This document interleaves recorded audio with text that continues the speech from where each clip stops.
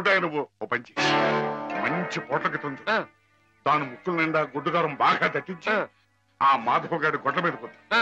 దాంతో వాడు గొడ్లు చావాలి, ఆ గొడ్డుగాడు చావాలి. అది ఆ పంచి. అలాగేనండి, అలాగే.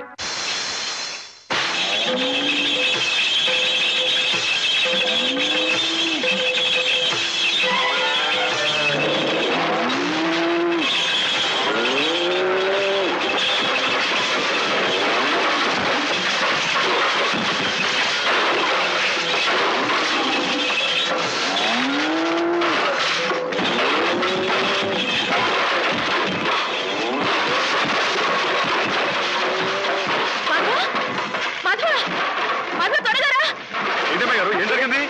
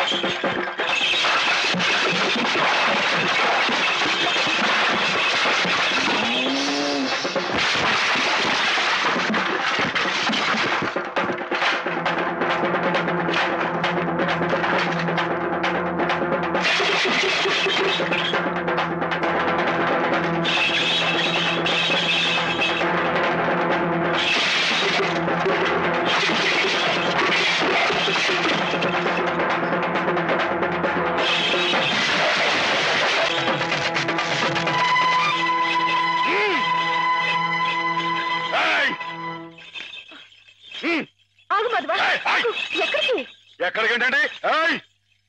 నా ప్రాణాలా చూసుకునే ఆవుల్ని చంపేయాలని చూస్తానే రాయరు, వాడి ప్రాణాలు తీస్తానండి. ఆ భయంతోనే అడిగాను మాధవ. ప్రతి విషయానికి ఊళ్ళో వాళ్ళందరూ నిన్నే ఉబ్బేస్తారు. దానివల్ల వస్తున్న అనర్థాలివి. వాళ్ళకి వాళ్ళు బాగానే ఉంటారు, మధ్యన అవస్థ పడేది నువ్వు. నా మాట విను మాధవ, జరిగింది మర్చిపో. అన్ని రోజులు మనది కావు. కానీ ఈ రోజు నాదే అమ్మాయి గారు, తప్పుకోండి. ఆగమంటుంటే నువ్వు రాయుడి మీద చేయి చేసుకుంటే నా మీదొట్టు. అలాగేలేండి.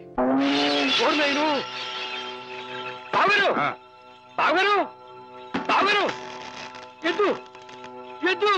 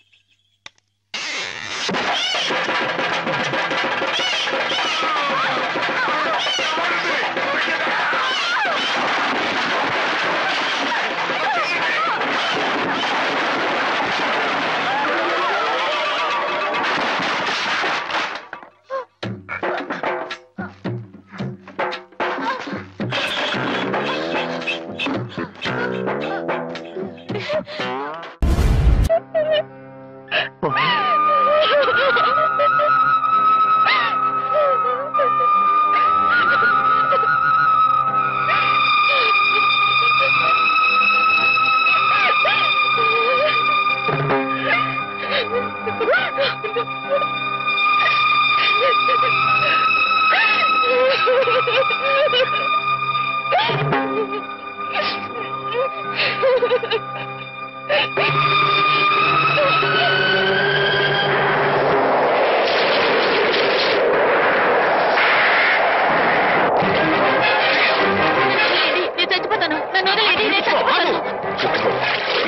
అడుగుతున్నావు నువ్వు?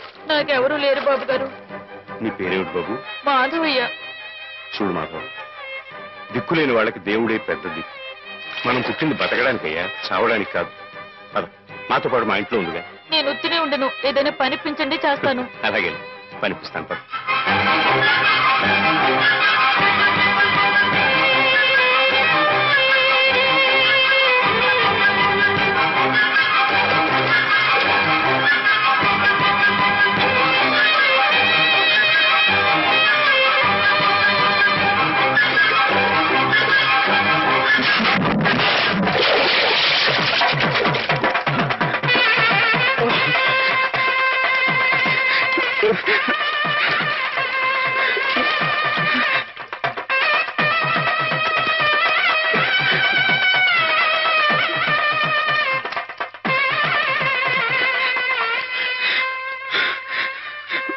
మహేశ్వరుడు, పరమేశ్వరుడు, లోకరక్షకుడు, ఇవన్నీ నీ పేర్లేక? ఒక్క మంచి పని కూడా చేయలేని వాడివి నీకెందుకయ్యా ఇన్ని మంచి పేర్లు? ఎందుకని గుళ్ళు గోపురాలు? ఎందుకని పూజలు పురస్కారాలు? చెప్పు, మాట్లాడు మాట్లాడు మాట్లాడు. ఎందుకంటే నువ్వు తప్పు చేసావు గనక. అసలు నువ్వు అంటూ ఉంటే కదయ్యా తప్పు చేయటానికైనా ఒప్పు చేయటానికైనా. నువ్వు ఉన్నావనుకోవటం మా పిచ్చి, మా ఎర్రి, మా భ్రమ. వద్దు, నువ్వు మా మధ్య ఉండడానికి వీల్లేదు. పో, దూరంగా పో. ఈ గోదావరిలో కలిసిపో, ఈ గోదావరిలో కలిగిపో. ఏమిటి ఆవేశం? దేవుడి మీద నా నీ కోపం? ఈయన దేవుడుగా అవుతాడు బాబా. నమ్ముకున్న వాళ్ళకు మంచి చేసేవాడు దేవుడు, పూజలు చేసేవాళ్ళకు కాపు కాసేవాడు దేవుడు. ఈయన మనుషులకే మోసాడు బాబా.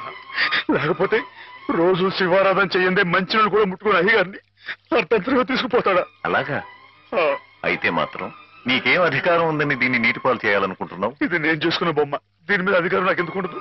నువ్వు చేసుకున్న బొమ్మ మీద నీకు అధికారం ఉన్నప్పుడు ఆ దేవుడు చేసుకున్న బొమ్మల మీద ఆయనకి అధికారం ఉండదా బాబు? బొమ్మ పాత్ర ముగిసింది, రంగస్థలం మించి తప్పించేశాడు. ఆప్తులేని వ్యక్తులు దూరం అయితే వెలితిగానే ఉంటుంది. మెల్లమెల్లగా ఆ బాధని మర్చిపోవాలి. ఎలా మర్చిపోమంటావు బాబా? 10 మాటల్లో 5ంటికి అర్థం చెప్పలేని వాడిని ఆయనతో పాటు సమానంగా కూర్చోబెట్టి ఆయన రాసిన పెద్ద పెద్ద పుస్తకాలన్నీ నాకు అంకితం చేశారు. నేనంత గొప్పనా బాబా? అంత పెద్దోడ్నా? నాకు తాహతుందా? నా కింద కీర్తినిచ్చి వారు కీర్తి శేషులు అయిపోయారు.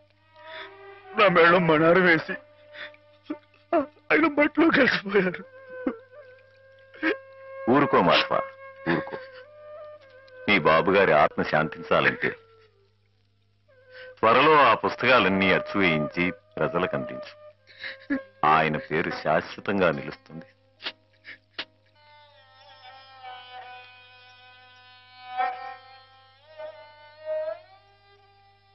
ఇక నాన్నగారి పుస్తకాల సంగతి మర్చిపో మాధవ. ఈ ఇల్లు నిలబెట్టాలనుకున్నావు, అందుకు నువ్వు కష్టపడింది నష్టపోయింది చాలు.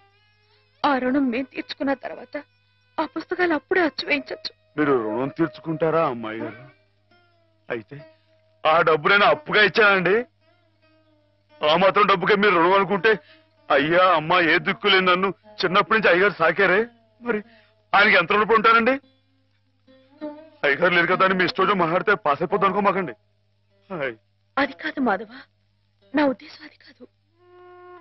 పుస్తకాలు అప్పు చెప్పేటప్పుడు అయ్యగారు నన్ను రామయ్య అన్నారు, కృష్ణయ్య అని పిలిచారు, కృష్ణదేవరాయలు అన్నారు.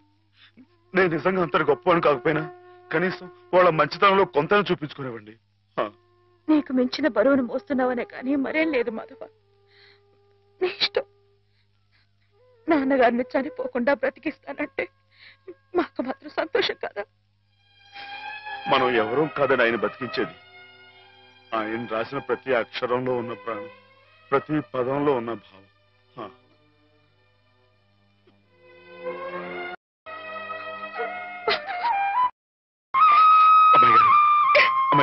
బామ్మగారు. ఎవరు? మాధవ. రా బాబు కూర్చో. మా వెధవా ఇంట్లో లేడు. నేను మీతోనే పని వచ్చానండి. నా కోసమా? ఏమిటి బాబు? నేను మిమ్మల్ని ఒకటి అడుగుతానండి, మీరు కాదనకుండా నాకు మాట ఇవ్వాలి. ఏమిటది? ముందు మాట ఇవ్వండి, తర్వాత చెప్తాను. సరే, మాట ఇస్తున్నాను. ఏమిటో చెప్పు. ఇదిగోండి, ఈ డబ్బు తీసుకోండి. డబ్బా? ఎందుకు? ఇది మీ డబ్బుగా బాబు గారికి మీరు ఇవ్వాలి. నా డబ్బుగా బాబు గారికి ఇవ్వాలా? ఎందుకని? లలితమ్మ గారికి మంచి పెళ్లి సంబంధం కుదిరిందండి. 50,000 దాకా కట్నం అడిగారు. ఆ డబ్బు కోసం బాబు గారు ఇల్లు అమ్మేస్తున్నారు. ఇల్లు అమ్మేస్తే ఆయన ఏమైపోతారు పాపం? అందుకే కదండి ఈ డబ్బు ఇస్తున్నాను.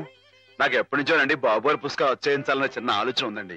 ఆ కోరిక ఉపయోగించుకుని ఈ డబ్బు బజార్ కింద ఇచ్చామనుకోండి, ఆ పెళ్లి ఖర్చుకి ఉపయోగపడుతుంది, ఆ రిలు నిలుస్తుందండి. అవును, ఇంత డబ్బు ఎక్కడిది నీకు?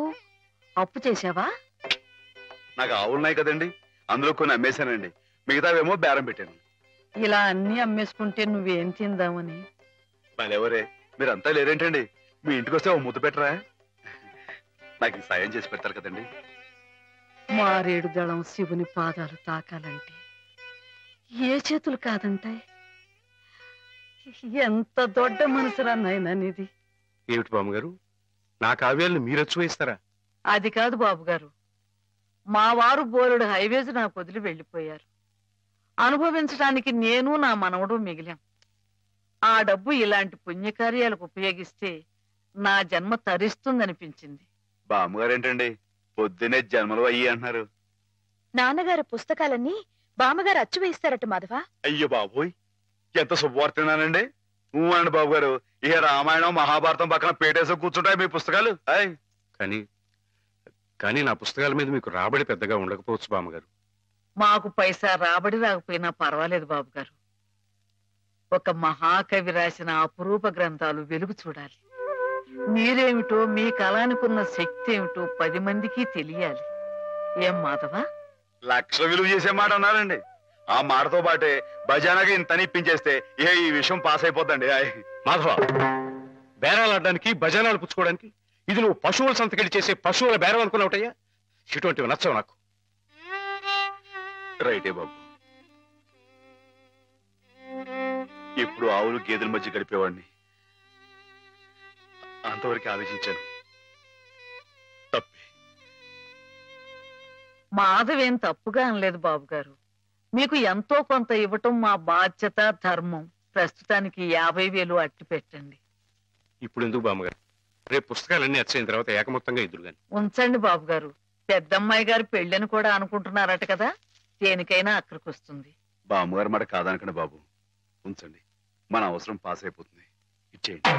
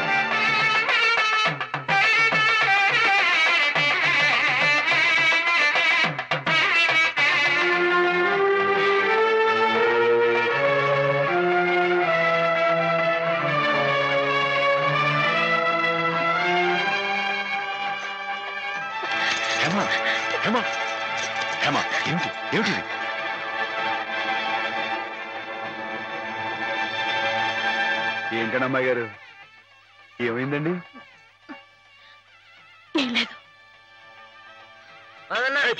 ఆ ప్రభువుని ప్రార్థిస్తే పాపం కడుక్కుపోతుంది. క్షమించమని ప్రార్థించు. క్షమించు ప్రభువా. క్షమించు ప్రభువా. మాధవ,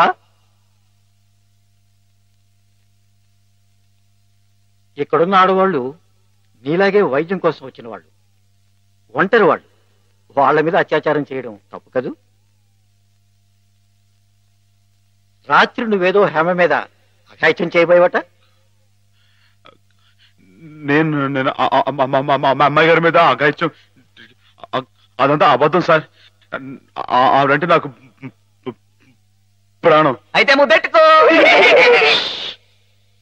మాధవ, రాత్రి నువ్వు హేమ గది దగ్గరికి వెళ్ళావా లేదా? వెళ్ళాను. ఎందుకు వెళ్ళావు? అమ్మాయి ఇంకెందుకు, అందుకే. చెప్పు మాధవ, ఎందుకు వెళ్ళావు? ఆవిడ గది నుంచి పెద్దగా అరుపు వినిపిస్తే వెళ్ళాను. అరుపు వినిపించిందా? ఏమమ్మా, అరిచావా నువ్వు?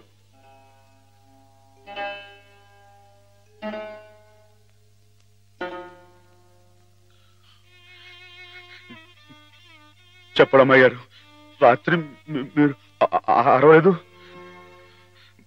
మాట్లాడండి, నాకు మీరు అక్కడే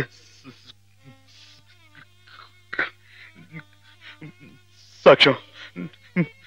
వీళ్ళంతా నన్ను తప్పడుతున్నారు, నన్ను నానా మాట్లాడుతున్నారు. మాట్లాడండి, నేను రాత్రి మీ మీద ముందు చీరలాగాడా జాకెట్ చింపాడా చెప్పండి అమ్మాయి గారు.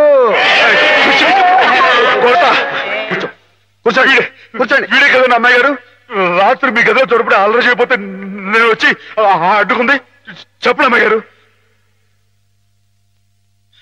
వీడిని సార్, వీడు మనిషి కాదు సార్, పశువు. రాక్షసుడిని. ఈ దౌర్భాగ్యుడు రాత్రి ఒంటరిగా ఉన్న అమ్మాయి గారు గదిలో చొరపడి అఘాయితం చేయబోతుంటే సార్, సమయం నేను కనుక అడ్డుకోపోతే ఆవిడ బతుకు నాశనం అయిపోయాడు సార్. వీడింత ఘోరం చేసినా వీడితో ప్రభు క్షమాపణ చెప్పించకుండా ఏ తప్పు చేయండి నన్ను తప్పు బట్టి మీరు పెద్ద తప్పు చేశారు. మీరే కాదు, ఇక్కడ మా ఇద్దరి గురించి తప్పుగా మాట్లాడినా వీళ్ళందరూ కూడా తప్పు చేశారు. వీళ్ళకి ప్రభు ఈ పాపలందరినీ క్షమించు, క్షమించు.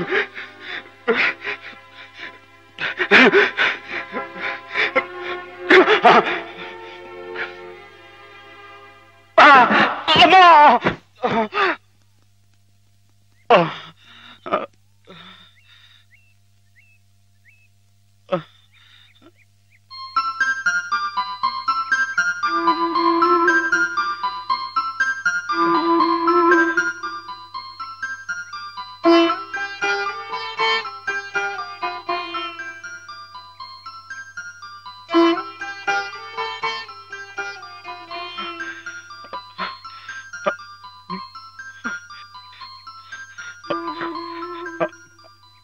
అమ్మాయి గారు, నన్ను గుర్తుపట్టేశారా?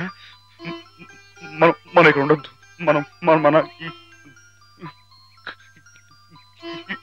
ఇంటికి వెళ్ళిపోదాం. పదండి, రండి అమ్మాయి గారు. ఎవరు నువ్వు?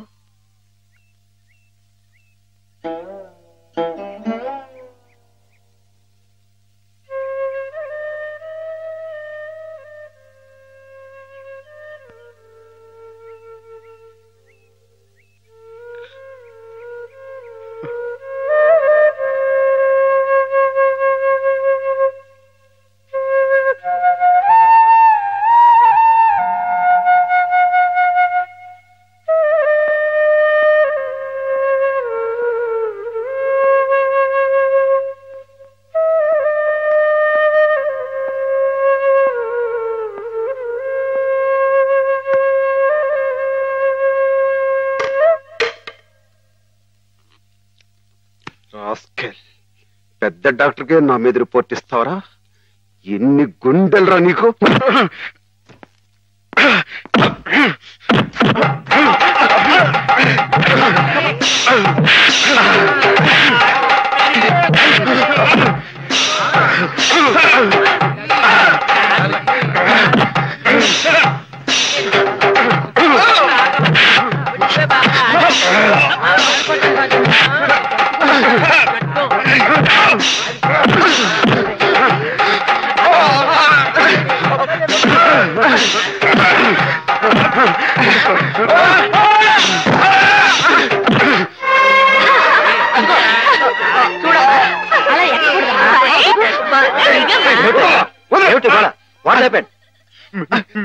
మీకు తన పేరు చెప్పారని నన్ను కర్ర తీసుకుని కొట్టాడు సార్.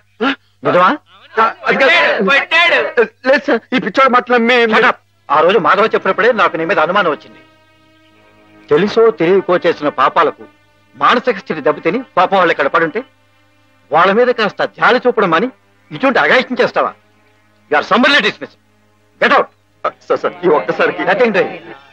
ఈ కాంపౌండ్ లో అడుగు పెట్టామంటే పోలీసులు పిలిపించి I will get you arrested. Get lost.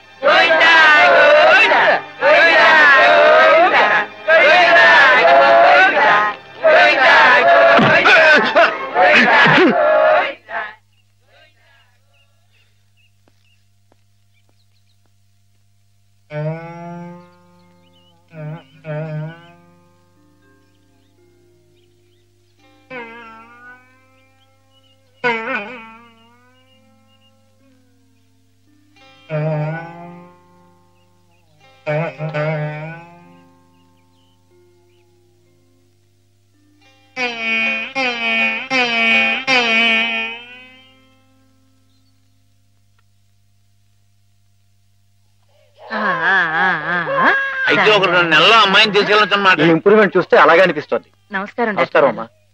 ఆమెను పిలిపిస్తాను, కూర్చోండి. హేమ పరిస్థితి మెరుగైందని విన్నాను. అంతా నీ చలవే మాధవ. నాదే ఉందండి, అంతా పయోడు దయ. హలో మాధవ. నమస్కారం డాక్టర్ గారు. ఎక్కడయ్యా? అయ్య బాబాయ్ ఇక్కడ అండి. ఏమిటి సంగతి?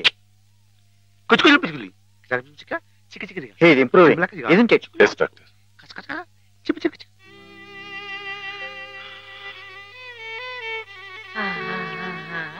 చూడు ఎవరొస్తున్నారో చూడు. చిన్ని. హేమా, నేనే మీ అత్తయ్యని. మావి కూడా వచ్చారు. నేను మావయ్యని. నీకోసం పాపాయిని కూడా తీసుకొచ్చాను. చూడు, కాస్త ఒడ్డు చేసింది కదా.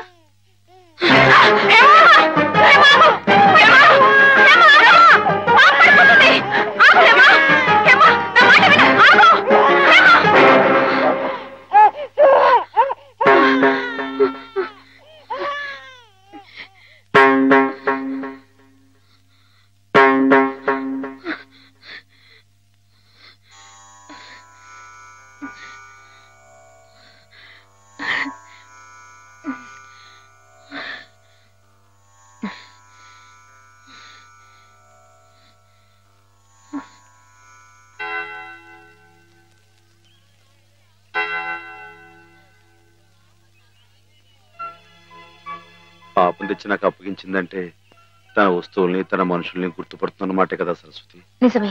మామూలు మనుషుల్లో ఒకరి మీద ఒకరికి అభిమానం ఎందుకు ఎలా కలుగుతుందో తెలియనట్టే ఈ పేషెంట్స్ లో కూడా ఒకరిని చూస్తే అలా దగ్గరైపోతారని డాక్టర్ గారు కూడా మీ ఇద్దరి గురించి అనుకుంటున్నారు. మిగతా వారి ప్రమేయం లేకుండా మీ ఇద్దరే కలుసుకునేలా ఏర్పాటు చేస్తాను. ఆమెలో పాత జ్ఞాపకాలు మళ్ళీ చిగురించేలా ప్రయత్నం చేయకూడదు. నేనే నిన్న సహాయం అడగాలనుకున్నాను సరస్వతి, కానీ నేను చేస్తున్న ఈ చిన్న పని ఆమె గురించి మీరు ఇక్కడ అనుభవిస్తున్న బాధ కన్నానా?